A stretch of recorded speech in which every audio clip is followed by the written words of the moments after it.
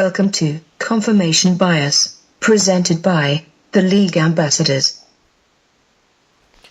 I'm Ambassador Kenny Ken, and if you've given up on boxing, try it out for the next 2 months. And if it doesn't work after that, then let it go forever. That's my confirmation bias.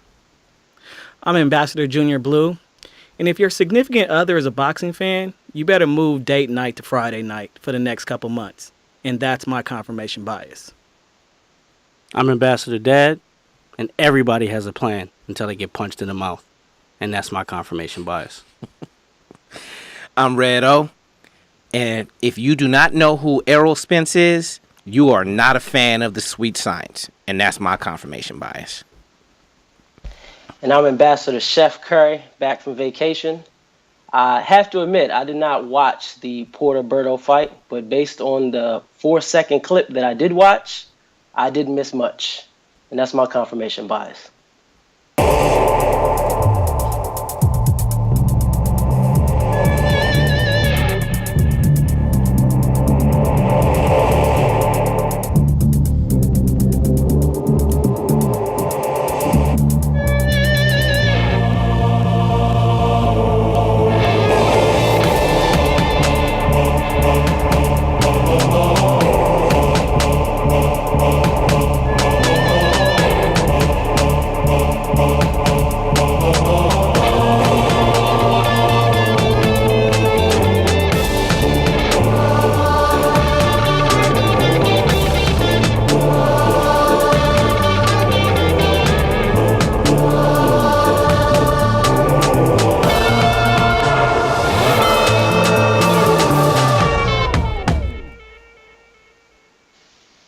Welcome to Confirmation Bias, hosted by the League Ambassadors.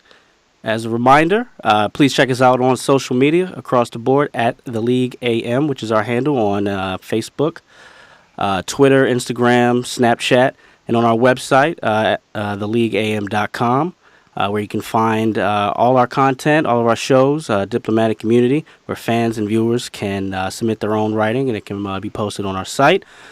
For those who normally watch on Facebook Live, which is not today, we always ask you guys to go ahead and submit questions for our Diplomatic Community segment, which we won't have today. But still, download Confirmation Bias. Subscribe anywhere you can get a podcast, iTunes, Stitcher, Google Play, and then also subscribe to our YouTube channel under League Ambassadors. Got a great show today. Fuck Omar.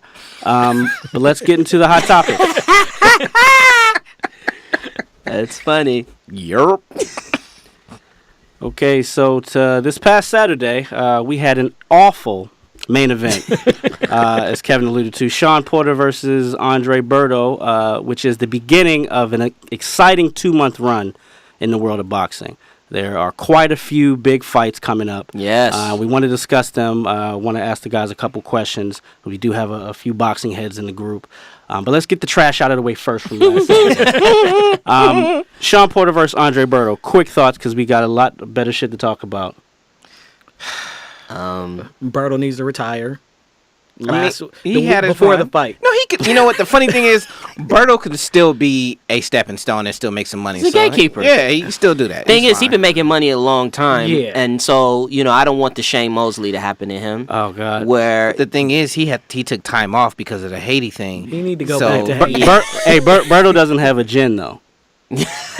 So that's why Shane is still fighting. So he might, and I mean, he in his comments after the fight, You just got yeah. Because I thought you said Jim at first. No, You said Jim. he said Jin. Gin. His comments after the fight suggested he actually might be taking some time off. Well, if you get hit with 72 headbutts, you just might. Because he has 4 concussions. That's why Tyson bit Holyfield. Sean Porter is annoying. He's as fuck. annoying. Anytime the winner has to apologize to the loser, that's a problem. Straight up. But Berto has got to have the worst footwork I've ever seen in the sport of boxing. And he's athletic. That's what's crazy. That's what's crazy to me too. But that was what the tease was about him when you saw him coming up. He was exciting, but you pay attention, that footwork never got better. He never added. He's the athlete. He's the football player.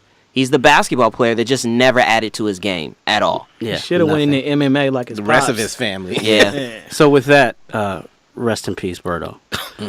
Moving on to bigger and better things. Literally. Literally, this upcoming weekend we have a big heavyweight fight: Vladimir Klitschko versus Anthony Joshua.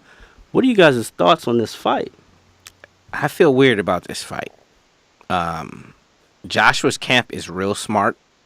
They've already complained to the refs about Klitschko's jab and grab, which is illegal. And if they get that into the ref's head, the young Lion's jab is just good enough. It's not as good as Klitschko's, but it's a powerful jab. Klitschko has the what do you call that? He has the experience on Joshua. Big fight experience. If it goes deep. If it goes deep, because Joshua has knocked everybody out, he's not been tested, and he's not been tested deep Has into he had a 20 fight. fights yet? I think he's had 20 fights. He's had yet. like 24. Yeah. Don't quote me. But he has not. He's not been tested deep, so that's what I'm looking for. But he's a young lion. He has boxing skills. He does have. And boxing I have this sinking feeling that boxing wants him to succeed. Right. He has the model looks. He's the perfect physique. If he can actually box and be a heavyweight, boxing would love for him to succeed. He's no Tyson Fury. Well, I was right.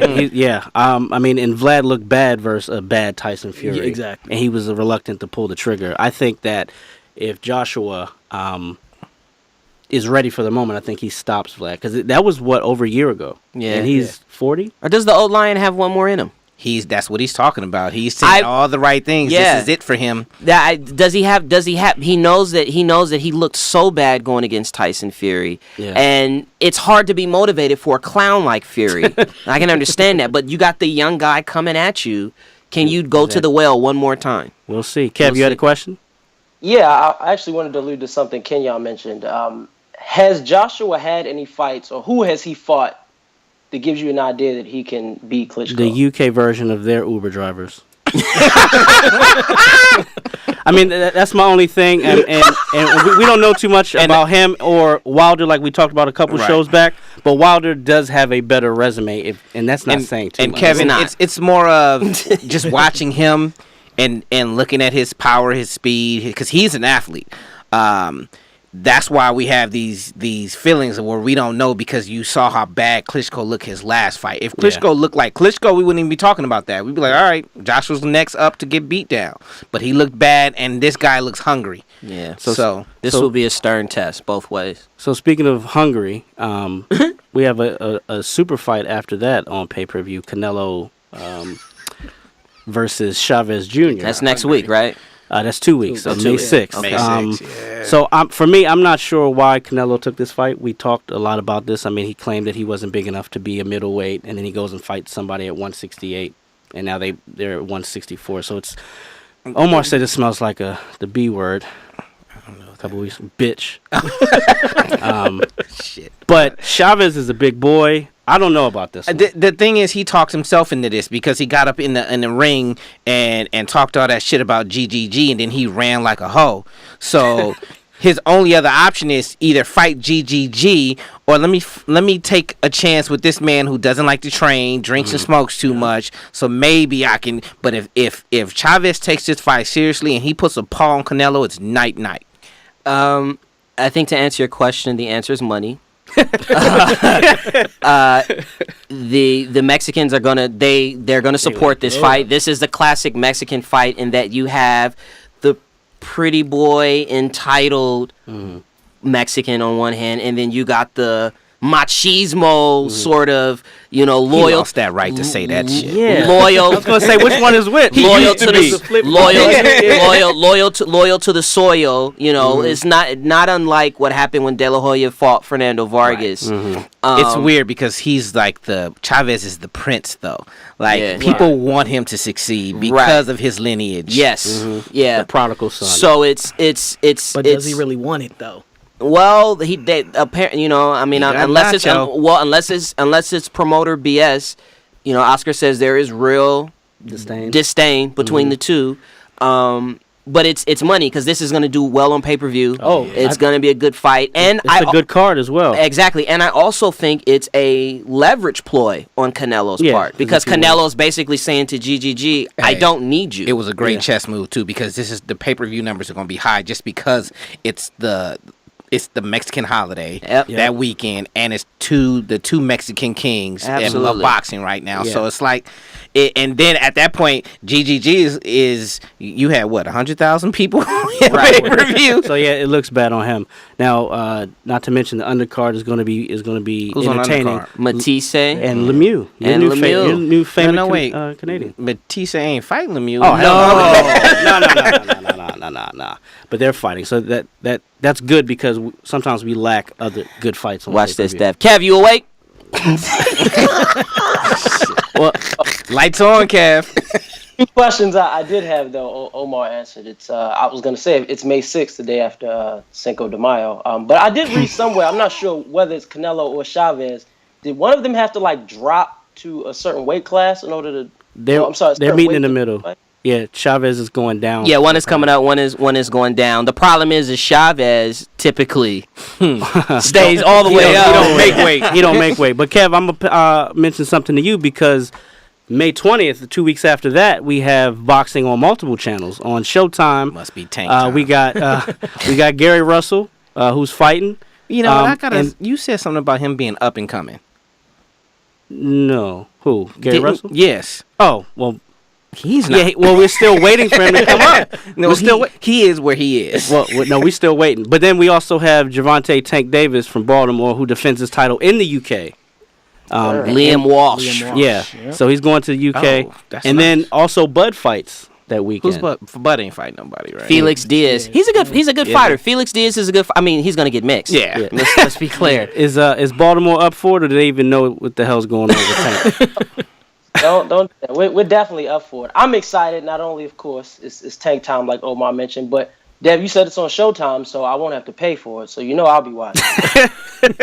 Cody, excuse me. Exactly. So after that, I think the biggest fight that we're all extremely excited about is Kell Brook versus Errol Spence, which is let's separate the men from the boys. Now I am a Kell Brook fan. I always have been. I like the way he fights. He's one of those guys who's not really great at anything, but he's good at everything. But one thing's for sure, he's not afraid to fight anybody. He's not. No, good for you. Yeah. Well, when you got one eye and they letting you fight still, because GGG has his eye still. Man down. Man, Errol Spence is a monster. Yeah. Man down. I'm so excited for that. You know who he's been sparring with? Errol? Yeah, he's been sparring with the Charlo. With the Big Charlo. With the Big Charlo? Yeah. He's been sparring with him. Whose twin also fought was on the undercard. I've said it before. Those who are about to die, we salute you. So that's a super fun one to watch. It's funny though. I'm seeing a lot of really experienced boxing guys. First of all, the hate is palpable. For Errol. Yeah, they say he's pumped up. Guys are really they're looking for ways to cut him down, and then you see the subtle hate, which I hate, especially amongst black men, but that's a different show and everything else. But there's the subtle hate of boxers, they don't care. There's the subtle hate of, well, if I was him, I wouldn't have gone to the UK to take that fight. But there are respected boxing analysts and people that are in the fight game that are also, they're saying that if the decision goes to the cards, that they're wondering if Errol Spence is going to get a fair shake or not. What I would ask you guys, Devin, you in particular, do you think there's a chance that it goes to the cards? I think if it does go to the cards, then the UK fix is definitely there. But if it's a great fight, we might see somebody get robbed with a draw. I think that's a possibility. But I can't see it going the distance. You can't see it going the distance. Either way, I think. I think if Spence is not the guy we think is, he gets exposed, because Kell's good, but the way that he sits down on them punches. The way they both fight though, it's not going the distance because Kell can box. Yeah. So can Errol. He's not a punk. So he went to fight GGG. He left the eye in the ring, but he went to go fight GGG, and Errol Spence is that guy. And if Errol Spence dominates Kell Brook, absolutely no one's going to fight him ever. Yeah, I He's agree gonna with have to that. move up to heavyweight, goddammit. And then last but not Canelo least, will run from him. Last but not least, we got a rematch, one of the best fights from last year. We got Ward Kovalev 2. I actually see this fight going completely different than it went the first time. I think Ward's computer computed the equation and has come back with the answer. And I think that's how it's going to go to y'all. And Agree? here come receipts. Here comes some receipts. First of all, we already saw the winner of the trainer. Because he was whispering to him, and that man paid respect.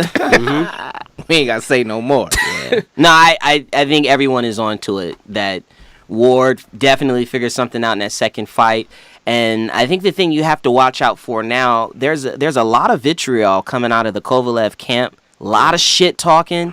And you got to watch for emotions to come into play, because a guy like Ward that is a technician, that knows how to be composed, that has been in all types of adversity, including in his last fight against Kovalev, if Kovalev allows the emotions to dictate his actions, And Ward, it could go really bad for Ward Kovalev. already planted that seed, because he pointed it out about how the fight went when he got knocked down, and he was calm, collected, and he figured it out. He didn't get emotional, and he said, "This is what I do."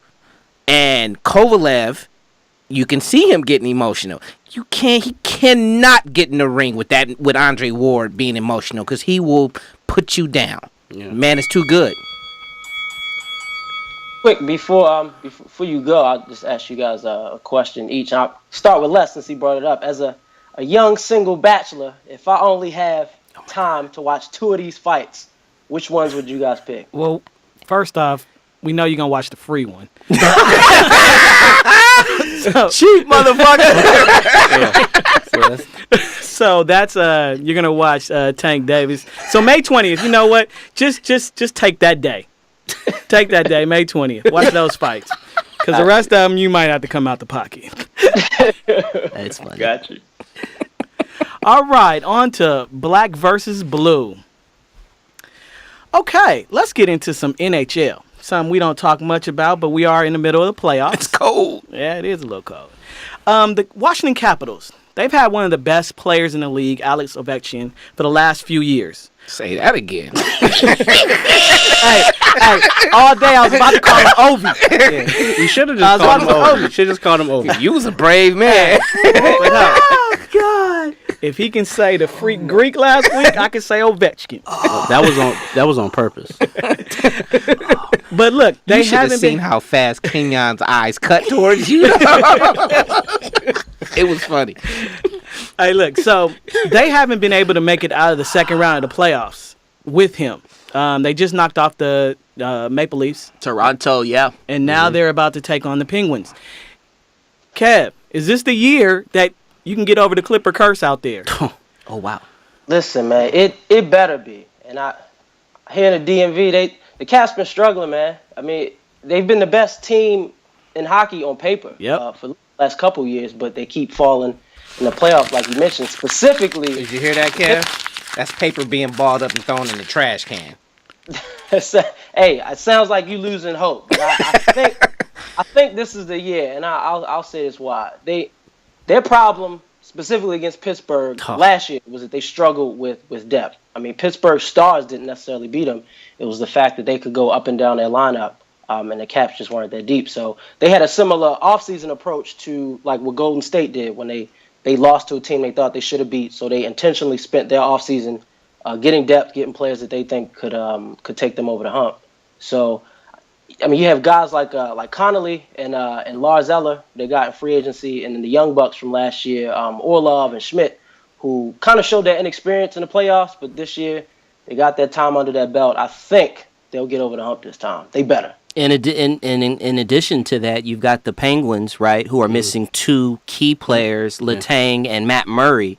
And I think in this series, those injuries are going to show up. That's their demons, though. They split the season series, though. Yeah. The thing is, I think is it Brayton, the goalie? The goalie. He showed he stood up on game 5 and 6. If he plays like he plays those 2 games in the last series, they got a shot. Shades of Jonathan Quick 2 years ago. Yeah, I think if Backup goalie comes if up. they do exercise their demons and get past Pitt, they actually have an easier draw in the conference finals, which is odd that, you're the number 1 seed and you play a weaker team because it's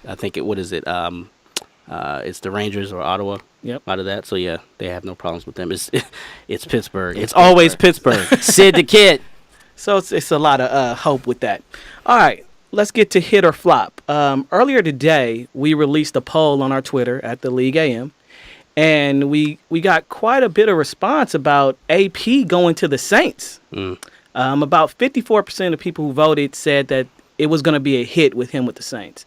So what I'm asking is, we have Sean Payton. We know if you're a fantasy player, he doesn't like running backs. He splits them up. Oh, you said It's a platoon. fantasy. I thought you said fancy. So my question, will it be a hit or a flop, AP on the Saints? I think it's a hit for that reason. I think he's going to be a good fantasy football player, running back. In that offense, the defense is still going to be shit. Unless they draft. This is what the draft is. This is. We'll see. Yeah. We'll see. But yeah, I agree with Devin. I think it's a hit for their offense. It's good for Breeze too because it'll bring The best thing about it is That's the best. That's the best running back, quarterback. Yeah, exactly. They can't just stack the box now. They can't just there's only so many. He limits the options. He's going to run against 7-man fronts and also will be able to chew up the clock, which helps the defense. Yeah. When you're pass heavy, your time of possession goes down. Your defense burns out. Go Devin. And if they do bring 8 in the box, It's over. Yeah. They don't have Brandon Cooks anymore. They but how don't. many carries do you think he gets a game? touches or carries? During the Well, season, he doesn't do he too should much get catching. 15. He might now. I think it's going to be a hot hand situation, honestly. Okay. I think they'll ride the hot hand. Kep? Can Adrian Peterson play corner? It's a flop. All right, newsworthy or nothing to see. It's draft week, right? Draft starts Thursday. Reuben Foster and Jabril Peppers both tested positive for diluted drug test, which is against the NFL drug policy. Peppers said he was dehydrated after running at the combine with the safeties and linebackers. Foster said, I was sick the week before. I need to gain weight, so I drank a lot of water. My thing is this newsworthy? Nothing to see. It seems like every year we have something going on. But see, my thing is people are talking about they failed the drug test.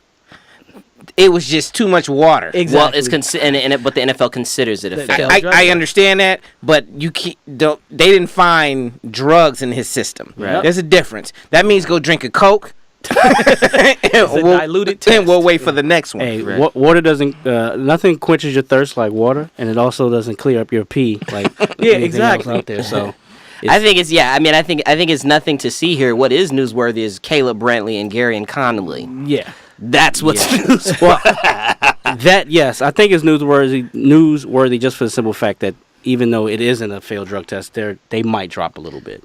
Maybe not. Well, much, I think there are some teams hoping they drop a little bit. they're talking about Peppers he was a borderline first rounder. Now he's probably in the second round. Reuben Foster can fall to 24. I'll be all right. Yeah. Y'all need something.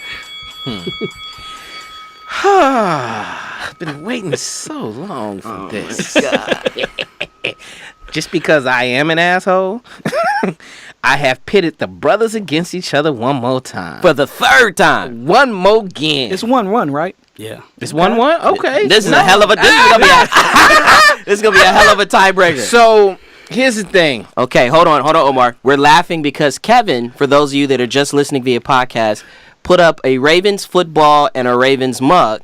Devin came in here with his Baltimore Ravens shirt. And I got my purple Huaraches on for the matching. But here's the thing.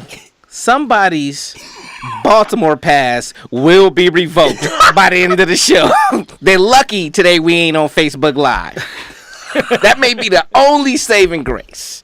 So today's subject of Is You With It or Nah is, will the Ravens win their division, the AFC North, or not? So I'm going to flip a coin to see who gets to pick which side they on. This is a hell of a coin flip. Who's calling it? I'll call it. I have my Ray Lewis signed bottle of tequila That's for the good luck. first time he ever said, I want to call it. I'm going with tails. Tails, okay. Did you catch it? It's tails. Bitch! I don't know. This might be a harder argument. So you going first or is Kevin going first? I'll go first. Wow. All right. I'll go first. Get it over with, man. Get it over with. Wait, Kevin, which one you taking? We already know what the fuck come it on, is. man. Come on. No, I need winning to hear that it. I need to hear it. Say it again. Oh, you winning that division, huh? I will never betray my blood. Hold on. Shh. Say it again. I will never betray my blood. Before we start, I'd just like to say that this is a debate, and fuck you, Omar. Let's go. Come on. Let me know when you're ready. Let's go. The Baltimore Ravens will not win this division simply because the Steelers will win it. Big Ben flirted with retirement this offseason, which gave the Ravens a glimmer of hope, but that's gone because now he's coming back. The Steelers have one of the best, most clutch QBs in the league. Oh my God. The best running back and the top 3 receiver. They can put up points in big ways. They do it all the time. Just look how the Ravens gave up that game on Christmas, letting them come back and knock them out of the playoffs when it mattered. The Ravens could lose both matchups this year to the Steelers, which would hinder them from winning the division. They play them in Week 4 after coming back from London with no bye, and then we play them. The Ravens play them late in the season in Pittsburgh. Wow. Ravens play all their toughest games on the road this year. The Raiders, the Packers, and then they start their season on the road versus the Bengals, which they haven't won since 2012 against in Cincy. The Ravens do not have a number 1 receiver. Who is the playmaker on this team? Steve Smith was 107 years old last year, and he was their best playmaker. They lost their right tackle in free agency, cut their starting center. How's the line going to protect Flacco? The team's number 1 tackler, Zachary Orr, retired last year for injuries at a very young age. Terrell Suggs is 34 years old. He is still the best pass rusher on the team. Who's going to rush the passer? There are too many questions, unanswered, too much uncertainty in key places. The Ravens will not win the division. That was painful. That sounded like my NFL preview. Hey, 8-8. And I'm being generous. Fuck y'all. What Devin meant to say was the Ravens will get into the playoffs as a wild card. Should have left it at that. Oh, okay. And just be quiet for like 2 minutes. For real. Yeah, I'm fine with that. All right, Kevin, here you go. All right, so I'm going to defend my brother because he didn't mean any of what he said. The Ravens are going to win the division, and here's why. 9 of our games this season will be against non-playoff teams from last year. We don't have back-to-back road games until Week 14. Our one game that is in London that all of us will be in attendance for is against Kenyon's Jaguars, who we picked 10-6 last year, which we all know did not happen. Our toughest game of the season, in my opinion, is against the Green Bay Packers in Green Bay, but it comes after a bye week, so we have at least 2 weeks to prepare to lose to Aaron Rodgers. The infamous Thursday night game that everybody hates, which is usually an L for the road team, is a home game for us against the Miami Dolphins, who we blew out last year because, as Kenyon stated, their coached with our coach in rec ball 20 years ago, so we had the advantage. We also faced Detroit and Indy, who are both dome teams at home in December, where winter is coming. We finally get a Monday night home game, which we haven't had since 2012, which, if any of you remember, we won the Super Bowl that year. Our final 2 games of the season are at home, especially the Week 17 game against the Bengals, which we've played in Cincinnati for the last 5 of the last 6 seasons. We've added Tony Jefferson to our secondary. Jimmy Smith will return healthy.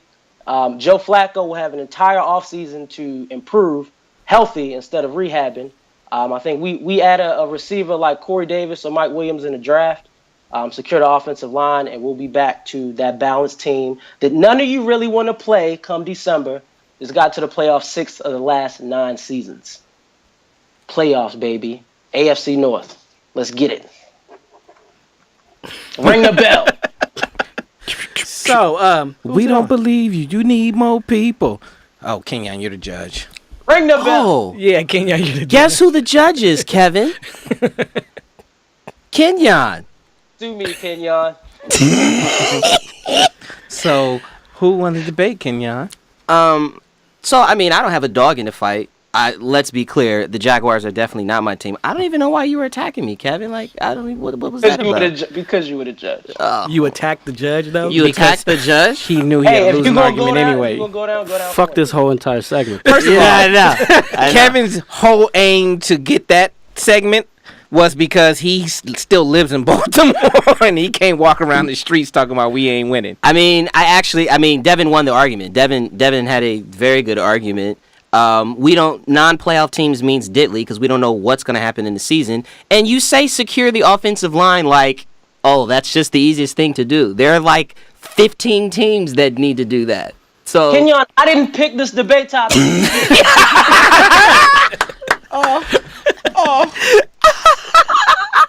Devin, my bias was confirmed. Thank you. Fuck you. Fuck you wholeheartedly. That was Omar, I hope you're prepared for the month of May. Your debating. Dang, why y'all gotta be petty? oh yeah.